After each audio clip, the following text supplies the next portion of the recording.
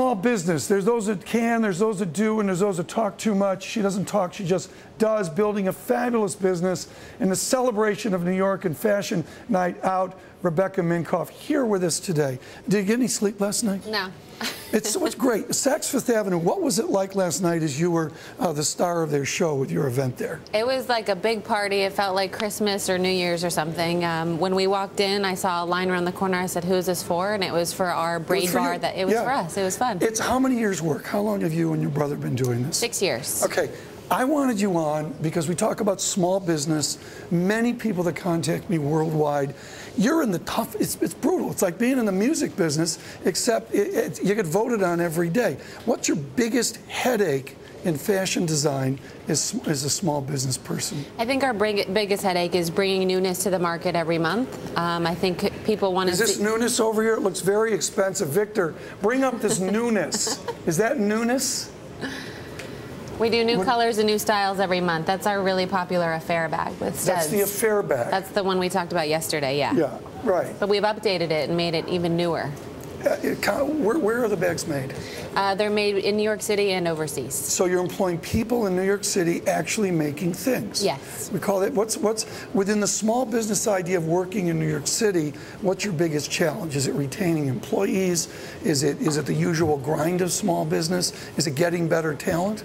I think for us these days it's keeping up with our expansion. The consumer wants it, and we just have to be able to keep up with it because we're self-funded, so we can only grow as big as we can pay for it. I have a Minkoff advisory team that has given me 4,000 questions, including Deirdre Bolton, who carries one of your purses each and every day here at Bloomberg.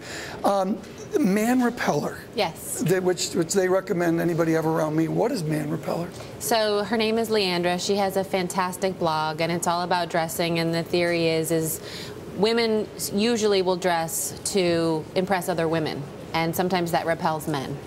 So it's her cheeky way of dressing in a way that I love, but maybe the man isn't so drawn to the obvious answer.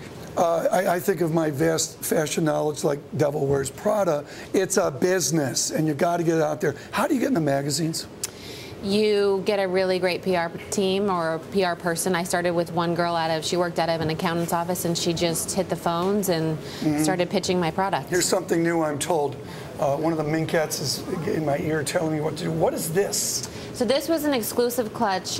We collaborated with Polyvore. We asked their users to redesign our most popular style, and 6,000 people entered the contest. Oh, cool. And then they voted, and this was the winner. It was called the D Clutch because it was named after the girl that designed it. And we produced it. It was on our fashion show last Fashion Week, and then it premiered at Saks last night. What's the price point of that roughly? I believe it's $325. 300, not 3,250. No.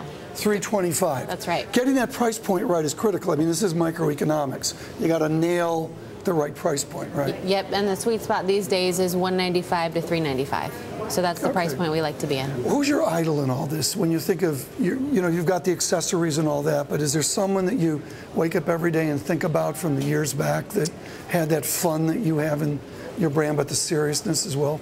I think what Coco Chanel did, I read her autobiography. I think how she launched her brand and started it from the simple thing of spraying the perfume in the dressing room before she ever launched it and getting people hooked on it. I think she's a smart lady, and she was savvy. This is a Man Repeller thing, right? This is a Man Repeller. What is this? This is a good friend of mine, Eddie Borgo, and he makes beautiful jewelry. But yes, you could call it a Man Repeller bracelet. I am not having one of these. Okay, bring this up if you can here. We're going to wander back. Thank you, Victor. We're working Victor way too hard. That's a man bag, right? Yep. And I'm seeing more and more man bags in New York. It's a what? It's a merce. It's a man purse. I would call this a messenger bag because it's a little big to be called a merce. So Sean Connery's in the Louis Vuitton ad. He's got the bag going. I mean, everybody's trying to get men involved in this too, aren't they? I think men are carrying more things these days now than ever with your iPad, your computer, your iPhone. You got to have a place to put it all. So we launched Ben Minkoff.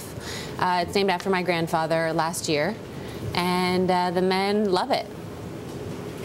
With bow ties? With bow ties. You need a messenger. What about when you travel? You look great.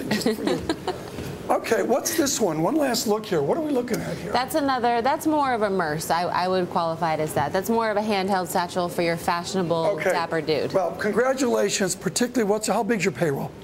I can't disclose that. Ooh, secret. Rebecca Minkoff with the success of Fashion Night in New York.